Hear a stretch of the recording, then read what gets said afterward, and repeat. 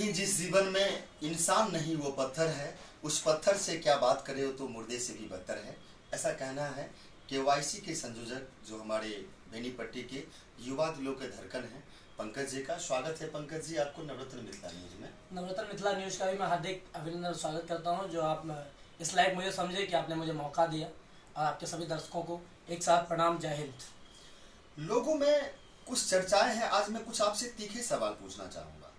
लोगों में कुछ चर्चाएं कि पंकज जी लाखों के लाख बच्चों को इकट्ठा कर लेते हैं, हर साल मिथिला मैराथन दौड़ होता है, फंडिंग कहाँ से होता है आपका? कहीं विदेशी कोई फंड तो नहीं आता? ये चर्चाएं अनेकों वर्षों से चल रही है सर, और विदेशी फंडिंग की बात रही तो जिसमें दम होगा वही तो फंडिंग लेके आएगा, सीधी बात है। फंडिंग मैं अपने नाम से लेके आता हूँ, लोग मुझे जानते हैं, मुझे देते हैं।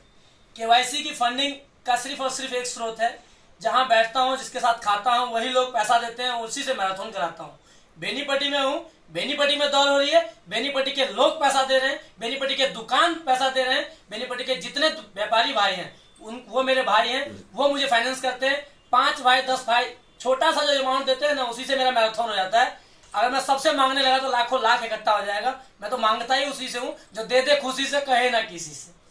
आप एक बार शुरू से अपना परिचय और आपका जो आगामी मिथिला मैराथन दौड़ है उसके बारे में, जो 2 अक्टूबर का है, उसके बारे में हमारे दर्शकों को एक बार विस्तार रूप से बताएं। मैं केवाईसी कमल क्लब फाउंडेशन चलाता हूँ, उसका राष्ट्रीय संयोजक हूँ। पंकज कुमार झा नाम है मेरा। डाक बंगला चौक पे अपना कार्यालय है, केवाईसी जिम। मिथिला मैराथन दौड़ का भी संयोजक मैं ही हूँ। मिथिला मैराथन दौड़ 2017 से प्रारंभ हुई थी, अभी 6 वर्ष वह दौड़ हो चुकी है। इस बार जो दौड़ हो रही है वो 2 अक्टूबर 2022 को रखा गया है। 2.5 किलोमीटर की ये दौड़ है। इस दौड़ जो है Indian oil petrol pump Bankatta से प्रारंभ होगी। बनकट्टा से प्रारंभ होने के बाद यह अम्बेडकर चौक होते हुए वहीं से पॉइंट से शुरू ये मिथिला मैराथन दौड़ जो है ये अम्बेडकर चौक होते हुए, इंदिरा चौक होते हुए और फिर कटैया रोड पे ये मुड़ जाएगी दौड़। हाई स्कूल गेट जो है उसके सामने यह दौड़ खत्म होगी। उसके बाद एनसी कॉलेज में हमारा समापन कार्यक्रम रखा गया है, जिसमें पुरस्कार वितरण भी किया जाएगा। 3100 रुपए, 2100 रुपए और 1100 रुपए प्रथम द्वितीय तृतीय पुरस्कार के तौर पे रखा गया है। जो बच्चों को पुरस्कृत किया जाएगा उस नगद पुरस्कार से ट्रॉफी, मेडल, सर्टिफिकेट से सम्मानित किया जाएगा। जो नेशनल लेवल की हमारी एनजीओ है, हम सब तत्पर रहते हैं कि समाज में जो कुर्तियां हैं, जो कमियां हैं, उस सबको हटाया जाए, बिल्कुल खत्म किया जाए, जड़ से खत्म किया जाए। लोग सपना देखते हैं कि दहेज प्रथा बंद हो जाए, दहेज प्रथा बंद हो जाए। अरे भाई, सपना देख रहे, दहेज प्रथा बंद नहीं होता। लोग मुझे कहते हैं आप आवेश में आ जाते हैं। आवेश में इसलिए आता हूँ, लोग आवेश में आने के लिए मजबूर करते हैं। हम खुद दहेज लेते हैं, दूसरा आदमी दहेज नहीं लेता। अपनी बेटी का जो शादी होगा तब याद आता है हमें कि हमें दहेज देना पड़ रहा है। और जब बेटे का शादी होता है तो खुद वो व्यक्ति दहेज मांगना चाहता है, तो दहेज के तो हम खुद सपोर्ट करते हैं, फिर बाद में विरोध करने लगते हैं जब बेटी का देने का वक्त आता है। तो पहले हमें सुधरना होगा। हम ऐसे इंसान बन चुके हैं कि हम नहीं सुधरना चाह रहे और दूसरे को सुधारने की कोशिश करते हैं। मैं आवेश की बात नहीं हुआ, किसी कहने पे मैं अपना न्यूज नहीं चलाता या नहीं देता हूं कोई भी न्यूज। मैं सीधा कहता हूं, मिथिला मैराथन दौड़ जो किया गया है ये जब तक कराता रहूंगा, जब तक जड़ से दहेज प्रथा को समाप्त ना कर दिया जाए, जब तक ये मिथिला मैराथन दौड़ होगा। स्वर्गीय श्री नीरज कुमार झा जी की स्मृति में ये दौड़ मैंने रखी हुई है। इसमें बहुत सारे साथी मेरे साथ थे, अभी मौजूद नहीं है। अभी मैं आपको मिथिला मैराथन दौड़ में कह रहा हूं, ये 2.5 किलोमीटर की दौड़ है। पुरस्कार मैं आपको बता चुका हूं। 2.5 किलोमीटर बच्चे दौड़ेंगे, हजारों हजार की तादाद में इसमें बच्चे आ रहे हैं। इसका स्पॉन्सरशिप जितने भी हैं उन सभी को भी मैं धन्यवाद करूंगा। बेनीपट्टी के जितने दुकानदार हैं सभी लोग इसमें सपोर्ट कर रहे हैं, और जो नहीं भी कर रहे हैं उनका भी शारीरिक, मानसिक और अन्य तरह का सपोर्ट है। और जितने भी दर्शक हैं उन सभी का मुझे सहयोग प्राप्त करता है। इसके लिए उन दुकानदार भाइयों का मैं तहे दिल से आपके चैनल के माध्यम से धन्यवाद करना चाहता हूँ।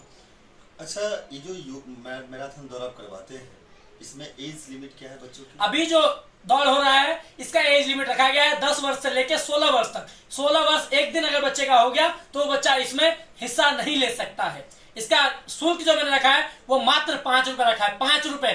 जो लोग कहीं ना कहीं पान खा के, गुटखा खा के फेंक रहे हैं, ये नशा मुक्त के लिए भी मैंने कार्यक्रम किया है। लोग मुझे कहते हैं कि नशा नशा नशा नशा तू कैसे बंद करा देगा? मैं नशा बंद नहीं करा रहा, नशा वो बच्चे बंद कराएंगे। जब मैं खुद तंबाकू खाऊंगा, मैं खुद गुटखा खाऊंगा तो कैसे बोलूंगा? मैं ये सब काम नहीं करता। नशा मुक्त भारत होना चाहिए। अपने बच्चे को हम सिखाते हैं नशा मत कीजिए, और बच्चे के सामने सिगरेट पीऊंगा, गांजा पीऊंगा, दारू पीऊंगा, तो वो नशा कैसे बंद होगा महोदय? पहले हमें अपने ऊपर काबू पाना होगा। मैं ये नहीं कहता आप मत कीजिए, आप करते हैं करिए जो करते हैं, लेकिन बच्चे से हटके करिए ना। आप बच्चे को बोल रहे हैं कि बच्चा ना करे, उसके सामने हम सिगरेट पी रहे हैं, दारू पी रहे हैं, गांजा पी रहे हैं, सब कुछ चल रहा है। ये सब फालतू की बकवास करने वाले लोग मुझे पसंद नहीं है। डायलॉग अपने घर में रखिए, अपने दिमाग में रखिए। डायलॉग वाले लोग मेरे कमेंट बॉक्स में ना आए। जो लोग सुनते हैं समझते हैं, अगर मेरी बात ठीक लगती है ठीक है, नहीं लगती है मत कीजिए, आप कमेंट नहीं कीजिए, जो आपको करना है कीजिए। मैं अपनी बात को रख रहा हूँ, सीधी बात यह है कि आपको समाज के लिए हित में काम करना है, तो ना पैसे की जरूरत है ना किसी की जरूरत है, सोच ही बदलनी है। आपके पास सोच है ना, तो पूरी दुनिया आपको सुनेगी, आपको समझेगी। क्या कहती है इससे मुझे मतलब नहीं है, लोग मेरे क्या कहते हैं। आपने कहा ना फंडिंग मेरी विदेश से तो नहीं आती, लोग कहते हैं, कहते रहे। मेरी फंडिंग कहां से आती है मैं जानता हूं। मैं एक वक्त का खाना कहां से खा के बड़ा हुआ हूं मैं जानता हूं। दूसरा आदमी मुझे खिलाने के लिए नहीं आया। जब कोई बड़ा हो जाता है, कोई बड़े लोग के बीच में रहने लगता है, तो लोग उसको अफवाह उड़ाते हैं। मैं जैसा था वैसा ही हूं और वैसा ही रहूंगा, बदलने वाला नहीं हूं। समाज के हित में कार्य करता रहूंगा। लोग इसलिए उंगली दे रहे हैं कि समाज के हित में कार्य करना बंद कर दूं, लेकिन मेरा काम बंद नहीं होने वाला, और मैं लोगों के बीच में काम करूंगा, बेहतर से बेहतर काम करूंगा। आने वाले वक्त में ये विश्वास दिलाता हूं आपके न्यूज के माध्यम से, बेनीपट्टी के अंदर इतिहास रचा जाएगा। एक ऐसा मैराथन होगा जो लोग देखेंगे, जिसमें लाखों की संख्या में तादाद में लोग दौड़ेंगे, हजारों हजार की तादाद में, लाखों लाख की तादाद में सड़क पे मैं लोगों को उतारूंगा। कुछ युवाओं का ऐसा आरोप है आपके ऊपर कि आप कहने के लिए फ्री एकेडमी चलाते हैं। कुछ युवाओं का आरोप है कि आप जिम के बहाने या किसी और बहाने से उनसे फंडिंग तो नहीं कर लेते। मैं आपको बता दूं, मेरा सब कुछ बिल्कुल निःशुल्क है। 1510 रुपए में लेता हूं एकेडमी के अंदर, जो बाय रजिस्टर्ड है हमारे नियम के अनुसार। वो 1510 रुपए में भी जिसको क्षमता है वो दीजिए, किसी से जोर जबरदस्ती नहीं है। आप एकेडमी में आइए, एकेडमी के बच्चों से पूछिए जिन्होंने एडमिशन ले रखा है। आरोप तो अनेकों लोग, किसी के प्रधानमंत्री मोदी को नहीं छोड़ते, मुख्यमंत्री नीतीश कुमार को नहीं छोड़ते, तो मैं कौन सा खेत का मूल्य हूं? मैं तो एक छोटा सा बालक हूं। आप एकेडमी के बच्चों से पूछिए कितना पैसा मैं लेता हूं, किसके लिए क्या करता हूं, तो बच्चे बताएंगे ना। अगर उन बच्चों का आरोप है तो मैं उसके लिए तैयार हूं झेलने के लिए। एक बच्चा लिखित रूप में दे दे कि पंकज भैया ने इतना पैसा मेरे से लिया है, वैसा कोई आपको नहीं मिलेगा। वैसे लोग मिलेंगे जो कुत्ते की तरह भौंकना सिर्फ जानते हैं। वैसे लोग आपको नहीं मिलेंगे जो मेरे पास तैयारी कर रहे हैं और बोल दे कि पंकज भैया ने पैसा लिया है। ऐसा कोई बच्चा, जिम मेरा व्यापार है, जिम में जो फीस है वो मैं लेता हूं, लेकिन सेवा भाव में कभी मैं दलाली नहीं करता, और दलालों की चाटू वाला कोई काम करता ही नहीं। वैसे आरोप तो ये भी है आपके ऊपर कि पंकज जी जब से आए हैं बेनीपट्टी में, युवाओं को बरगलाने का काम करते हैं। मैं ये जानना चाहूंगा आपसे कि आज तक आपने कितने ऐसे युवाओं को अपने भविष्य के उज्जवल करवाने के लिए। मैं सचमुच बरगलाने का काम करता हूँ, ऐसा आरोप नहीं है, मैं सच कह रहा हूँ। मैं युवाओं को बरगलाता हूँ, लेकिन उस चीज के लिए बरगलाता हूँ कि देश के लिए तत्पर रहिए। जो जुआरी बनेंगे, नशेड़ी बनेंगे, गंजेड़ी बनेंगे, उसको मैं लाइन पे ला रहा हूँ। अगर इसे लोग कहते हैं बरगलाना है तो बरगलाता हूँ। वो लोग कहते हैं जिनके व्यापार में कहीं ना कहीं उनको लग रहा है कि नुकसान पहुंच जाएगा, जिनकी राजनीति खतरे में है मेरे चक्कर में, क्योंकि मेरे को नेता बनना नहीं, उनको नेता बनने नहीं दे रहा, क्योंकि वो नशा बेच नहीं पा रहे, तो उनको दिक्कत तो होगी ना। जो लोग कहीं ना कहीं प्राइवेट नौकरी की तरफ जा रहे थे, नशे की तरफ जा रहे थे, गांजे की तरफ जा रहे थे, थाने में जा रहे थे, अपना दलाली के चक्कर में कहीं ना कहीं फंस रहे थे, उनको मैं सेना में भेज रहा हूँ। अभी तक 327 बच्चे मेरे यहाँ से सेना में जा चुके हैं। अगर वो बरगलाने पे होता तो हर आदमी करवा ले। एक ग्राउंड सरकार को नहीं होता। पूरे सरकार को चैलेंज कर रहा हूं मैं। पूरे बेनीपट्टी के अंदर 7 वर्ष हो रहा है, मेरा 7वां वर्ष है। कोई नेता मेरे से नहीं पूछा कि ग्राउंड है नहीं आपके पास। मेरे बच्चों का पैर मुड़ जाता है। उस समय वो बरगलाने वाले लोग कहां जाते हैं? उस समय वो लोग कहां है पूछने वाले? उस समय वो बेवकूफ लोग सब कहां है जो आवाज उठाते हैं? मैं कहता हूं बुराइयां सबके अंदर है, ऐसा कोई व्यक्ति नहीं है। मैं हो सकता है बुरा हूं, लेकिन अगर मैं 90% अगर आपके सामने बुरा हूं तो आप आइए ना, समझाइए ना, क्यों नहीं आते सामने? आपने मुझे क्या दिया? मैं सीधा फंडा कहता हूं, मेरे से मांगने का अधिकार उसी का है, पूछने का अधिकार उसी के पास है जो देने की क्षमता रखता है। जो मुझे देने की क्षमता नहीं रखता, सपोर्ट करने की क्षमता नहीं रखता, उसे पूछने का मेरे से कोई अधिकार नहीं है। पूछने का, अगर आपको लगता है कि पंकज गलत करता है, FIR कराइए मेरे खिलाफ, मैं उसका जवाब दूंगा कोर्ट में जाके। लेकिन मैं सीधा कहता हूं, देश के लिए समर्पित हूं, देश के लिए समर्पित रहूंगा। हजारों की तादाद में फौजी भर्ती कराऊंगा बेनीपट्टी के अंदर।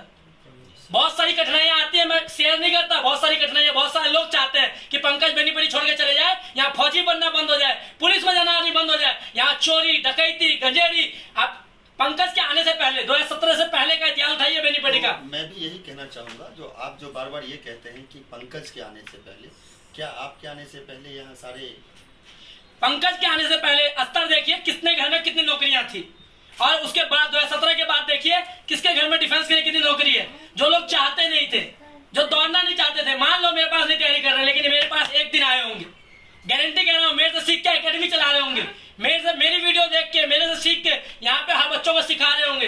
ये बहुत बड़ी उपलब्धि है मेरे लिए कि लड़कियां यहाँ दौड़ रही है। बेनीपट्टी के अंदर यही मर्द है जो 1500 लड़की, 2000 लड़की 2017 के अंदर धगजरी से बेनीपट्टी दौड़ाने का काम किया था मैंने।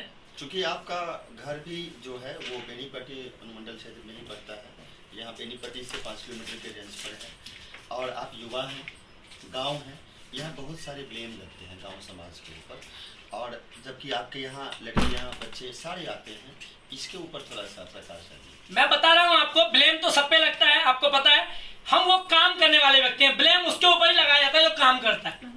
जब काम नहीं करूंगा तो ब्लेम कहां से लगेगा, फिर तो घर में सोए रहेंगे। मैं वो आदमी नहीं हूं जो घर में चुपचाप करके सो गया।